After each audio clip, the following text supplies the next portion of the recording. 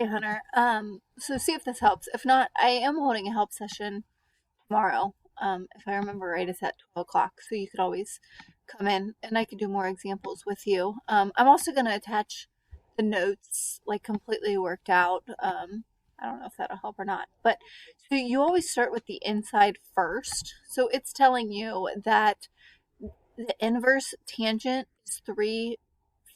Now, time out. I lost my marker here. Let me see here, highlighter. Okay, so it's telling you here that um, from some angle, our opposite over adjacent is 3/4. So I'm going to just make some random angle here, and we'll just call it theta. Whoops. Okay. Excuse my handwriting.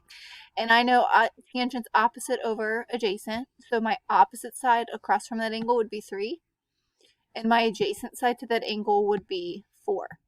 Then you're going to have to use the Pythagorean theorem to get the third side.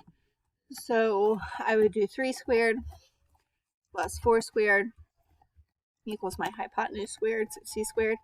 Oops. So 3 squared is 9 plus 16 equals c squared. So that would be 25 equals c squared.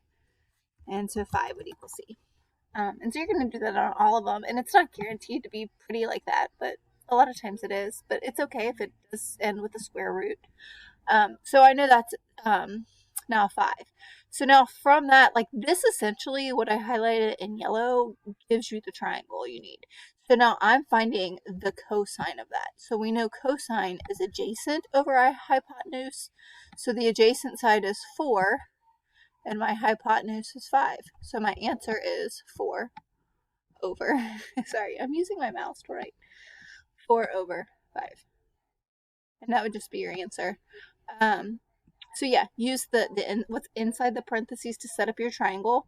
Get your third side by using the Pythagorean theorem. Once you have all 3 sides, evaluate what they're really asking for, so whatever's out front. So hopefully that helps. Again, if it doesn't, let me know. I'm happy to make another video, or you can meet me at the help session tomorrow at 12. Just let me know.